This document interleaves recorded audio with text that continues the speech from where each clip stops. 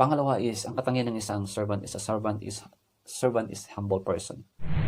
Pinakita ng ating Panginoong Kristo Jesus sa Philippians chapter 2 verse 5 down to 11, sabi niya, in your relationship with one another, have the same mindset as Christ Jesus, who being in the very nature of God, did not consider equality with God something to be used to his own advantage. Rather, he made himself nothing by taking the very nature of a servant, being made in human likeness. And being found in appearance as a man, he humbled himself by becoming obedient to death, even death on the cross. Ang sinasabi ng ating Panginoon, ang pinakita ng ating Panginoong Kristo Jesus, ay yung katangian ng isang humble servant. Imagine that, nagpakababa siya. He became a servant and a slave of all. And he humbled himself by becoming obedient to death, even death on the cross. That was his mission. So nagpakumbaba siya. At ipinakita niya na bilang isang king, bilang isang lord, bilang creator of the universe, nagpakababa siya. At ang pinili niya pa yung pinakamabang uri ng estado ng buhay, which is slave or servant. At he became a servant for all, to the point na sumunod din siya sa kamatayan, sa cross. Doon pa lang sa buhay ni Kristo Jesus, kitang-kita natin ang humility. Christ defined and modeled humble service in Philippians chapter 2 verse 5 to 11. At iminodel niya yung pinamuhay niya. Nakita natin na namatay siya sa cross. Nakita natin na naging servant siya. Actually, yun ang sinabi niya sa Matthew 20:25 to 28. Yung nung kasama niya ang kanyang mga disciples, and yung mga disciples niya ay naghahangad ng posisyon.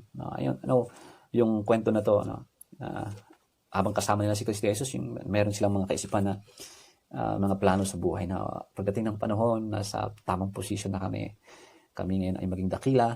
So sila ay nagkakaroon ng mga ganong kaisipan at may mga kunting unahan ng palakasan at paglapit sa ating Panginoong Kristo Jesus. Kaya may lumapit na dalawang disipulo. Actually, sa Matthew 20, yung nanay ang lumapit. Yung anak niya ay yung disipulo ni Kristo Jesus. The Zebedee's sons. He came to Jesus. Sabi ng Panginoong Kristo, anong kailangan niyo? Sabi ng nanay, gusto ko na pagdating ng araw, ilagay mo ang aking anak sa kanang at kaliwa mo. The father is after. The two disciples is after the position. At sabi ng ating Panginoong Kristo Jesus, lumapit siya sa kanila. Alam niyo, sabi niya sa verse 25 ng Matthew 20. Jesus called them together and said, you know that the rulers of the Gentiles lord it over them, and their high officials exercise authority over them. Sabi ng ating Panginoong Kristo Jesus, yung mga leaders dito, yung mga Gentiles, mga officials or rulers ng mga Gentiles, ay namamahala at pinamamahalaan ng mga tao. At meron silang kapangyarihan over them. Pero sabi niya, not so with you. Kayong mga alagad ko, hindi ganun. Kung nakita nyo ay yung mga tao ay nasa posisyon at gawin nila kung nilang gusto nilang gawin at namamahala sila at may inuutusan sila. At ang mga inuutusan nila ay sumusunod sa kanila dahil mayroon silang position. Sabi niya, hindi ganun kayo. Not so with you. Instead, whoever wants to become great among you must be your servant. And whoever wants to be first must be your slave. Sabi niya sa 28 ngayon, just as the Son of Man, tinutukoy niya ngayon kanyang sarili, just as the Son of Man did not come to be served, but to serve and to give his life as ransom for many. What a great definition and example na sinabi ng ating Panginoong Kristo Jesus. Kayong mga alagad ko, dapat hindi ganun maging servant kayo, huwag kayong maging katulad ng mga Gentiles, yung mga tao, yung mga ruler na ito na nakikita nyo sa paligid. Yung mga politikong ito na nasa position, na namamahala sa mga tao. Hindi kayo ganun. Kayo ay tinawag ko na maglingkod. A servant. Yan ang sabi ng ating Panginoong Kristo Jesus. A servant. Kung gusto nyo maging dakila, maglingkod kayo. Kung gusto nyo maging first, maging alipin kayo. A servant to a slave. Yung slave kasi, wala kang rights. Yung bang, kung anong sabihin sa'yo ng master mo, susundin mo. At yun yung sinasabi ni Jesus Christ dito. Maglingkod kayo. Kung gusto nyo maging first, maglingkod kayo. Dahil ako mismo, sabi niya, sa bandang dulo, ang anak ng tao, he was referring to himself, ay pumarito para maglingkod. At hindi ako paglilingkuran. And to give my life as a ransom for many. Yun yung mission niya. Ihandog niya ang kanyang buhay. Kaya nga naging alipin siya. Sa kanyang pagiging alipin at pagiging servant, pinaglingkuran niya tayo sa magitan ng paghahandog ng kanyang buhay. At maliban doon, hindi lang yun ang sinabi niya, na just as the Son of Man did not come to be served. Actually, pinakita niya talaga sa cross. He died for us. He served for us. And that is humility. Imagine that, the King of Kings, the Lord of Lords, yung nasa pinakamataas, nagpakababa siya at pinaglingkuran niya tayo. in our political world, malayong mangyari yun. Those who are on the top now doesn't know how to stoops down and serve people. Kaya nga very attractive yung mga ganun, yung mga Pilipino na tuwang-tuwa sila, yung mga isang politiko na makamasa, no, yung parang marunong hindi lang makisama, kundi marunong ibaba ang kanyang sarili at abutin yung pinakamababa o nasa laylayan, sabi niya. And tuwang-tuwa yung mga Pilipino, kaya yung mga binoboto nila, yung mga ganun. Na mayaman, mataas, pero marunong, magpakababa. Pero hindi mo pwedeng ihantulot si Kristo Jesus sa mga politiko kung meron man dito sa Pilipinas. Kaya nga maraming tuwang-tuwa nung President Duterte ay napicturean sa airport, natanggal ang tsinelas niya. Tuwang-tuwa sila nung nakita nilang kumakain ng tuyo at bagoong or talbos. Yung parang nakaka-relate yung mga pulubi o yung mahihirap, nakaka-relate tayo. Sabi natin, grabe naman, down to earth, talagang humble ng President. No? Pero you know what? Walang makakapantay kay Kristo Jesus. Kasi mismo inihandog niya kanyang buhay sa atin. No? He became a slave. At to the point na sa John chapter 13, ang pinakita niya yung kababaang loob niya sa pamagitan ng paghuhugas ng kanyang mga disciples. Yung paa ng kanyang mga disciples. Hinugasan ang kanilang mga paa. And that is servanthood.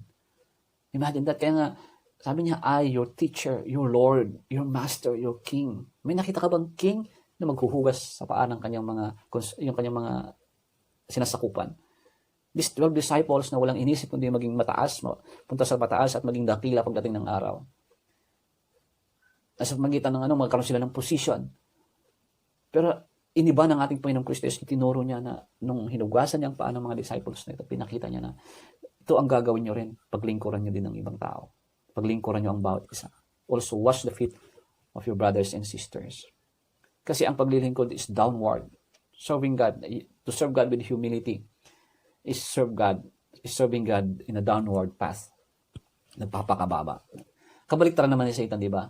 Magmamataas, kaya siya binagsak. Si Kristo Jesus, nagpakababa, kaya siya tinaas ng Diyos. Alam niyo, kung hindi tayo magpakababa, hindi natin maaabot, hindi tayo makapaglingkod. Sabi nga natin, ang paglilingkod natin sa Diyos, merong horizontal and the vertical. I think tama, horizontal and vertical, yung paglilingkod din natin sa ibang tao. Kasi ganoon ang ginawa ng ating Panginoong Kristo Jesus.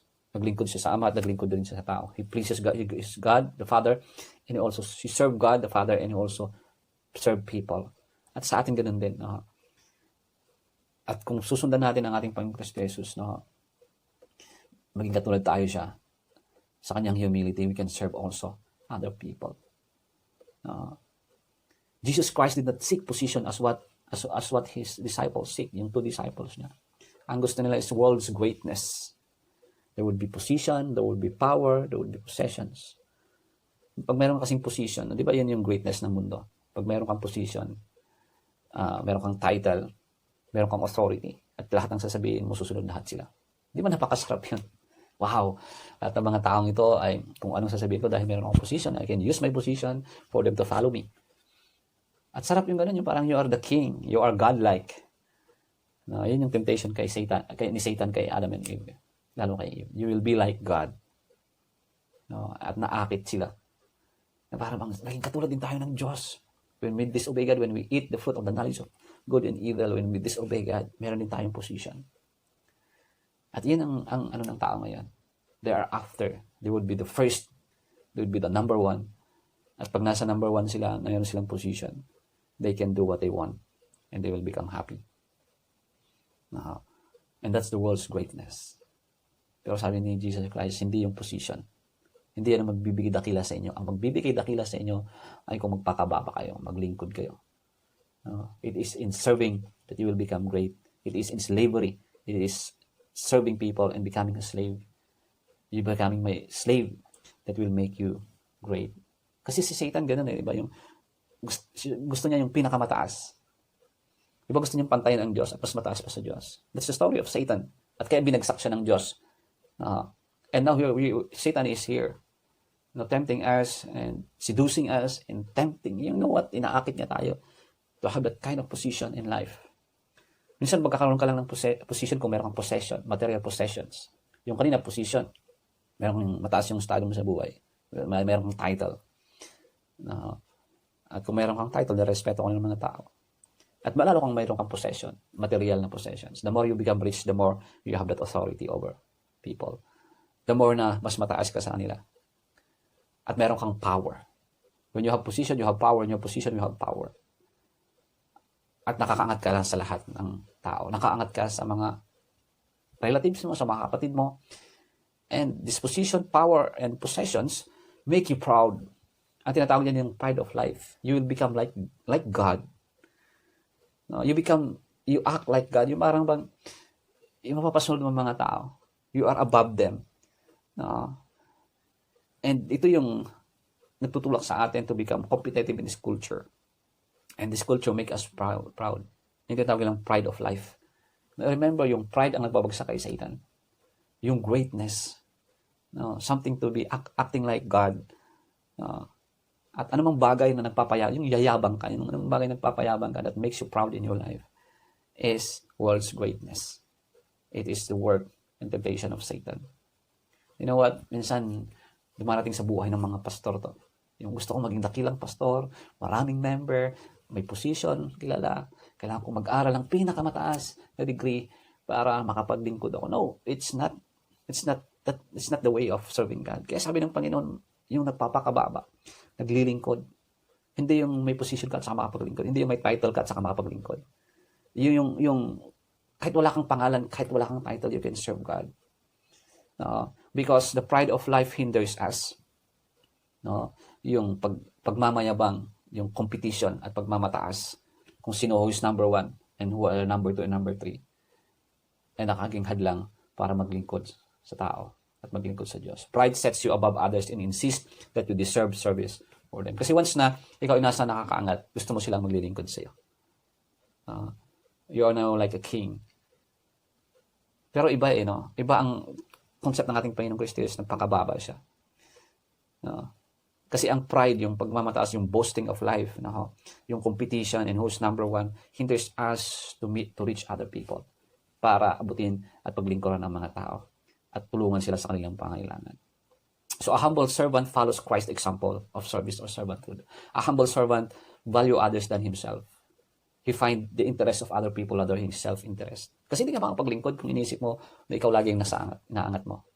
Sa mataas na position. You always climb and compete and desire that kind of life. That sometimes that at the end of the day you will boast and people will come to you and serve you and kikilalanin ka na. Kung yun kasi ang maging kultura natin at behavior natin at pananaw natin sa buhay, you cannot serve other people.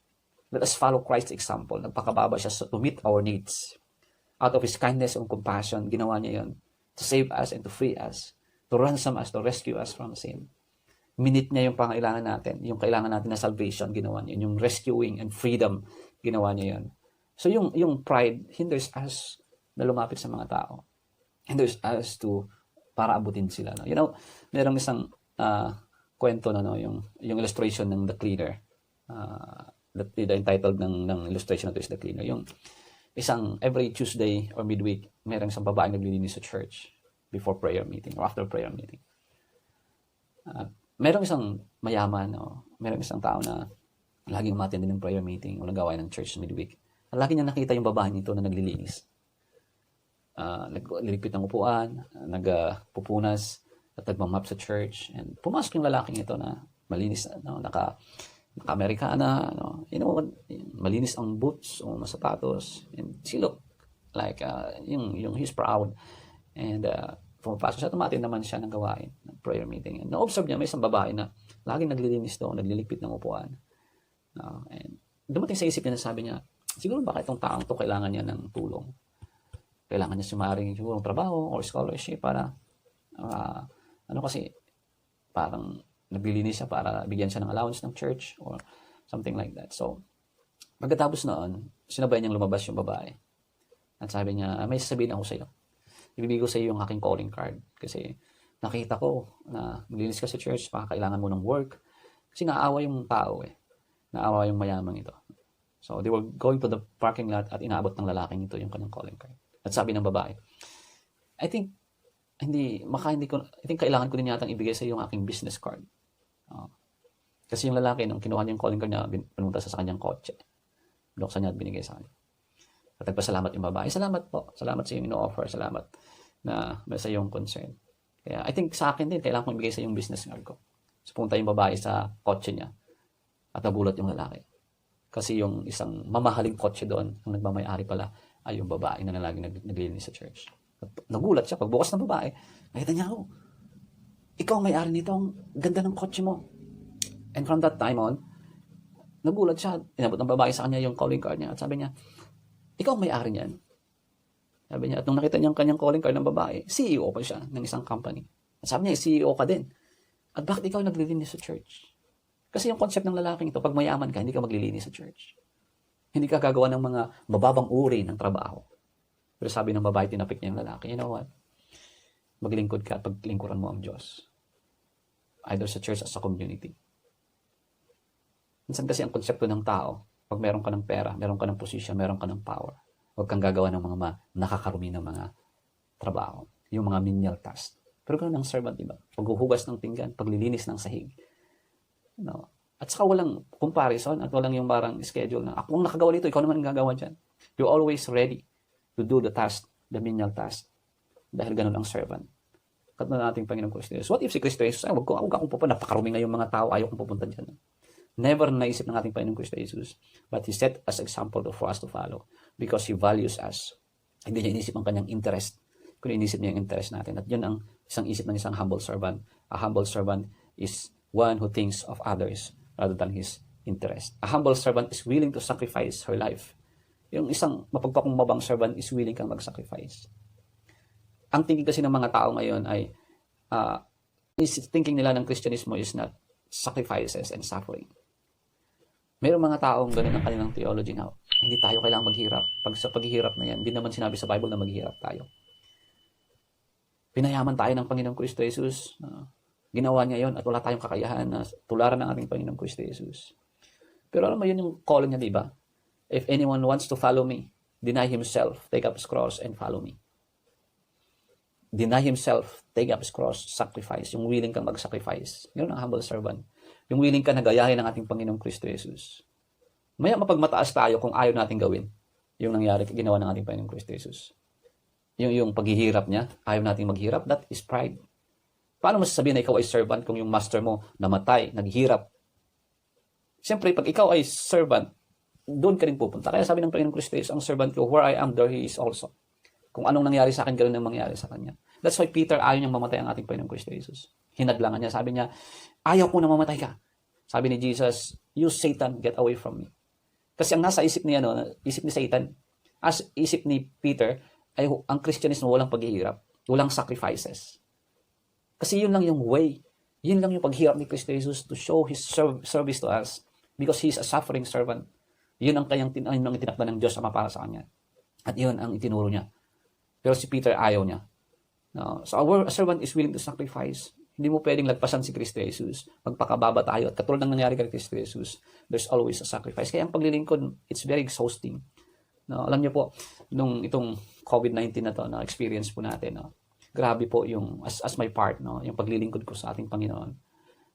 Yung mga hirap, yung changes na nangyayari. Hindi naman tayo sanay sa ganito. Sanay tayo ng worship, gathering physically. Pero ngayon nagbago. No? And yung pagpasok ng COVID-19, nagkukumag ako. Sabi ko, napakahirap naman ng gagawin natin ito. We don't know, wala tayong gamit. Paano gamitin ang technology? Paano ba mag-live? We don't know. Hindi ako sanay. And another adjustment for us.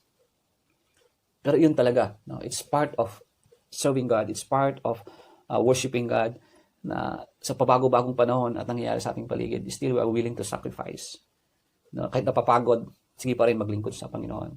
Kasi yun ang ginawa ng ating Panginoong Kristo Jesus. Po. And yun ang pagpapakita na mapagpakumbaba tayo. Hindi pwedeng si Kristo Jesus lang ang gumawa noon. Yung master mo, naghirap, namatay. Ganun din sa atin. And what happened in Christian history is ganun talaga. May namatay para sa kanilang master, para kay Kristo Jesus. Kung hinihingi ng pagkakataon. Pero sa atin, sa maliliit na sacrifice natin. Kaya I really appreciate, I really commend yung mga taong sa COVID-19 na pinagdadaanan natin. May mga kapatid tayo sa Panginoon who are willing to serve God. Not only in times of comfort, but in times of suffering. They are willing to sacrifice their time, their life, their talent, their treasure, everything they have to serve God. At ang servant na humble obeys his master's command. Hindi yung kagustuhan mong masunod.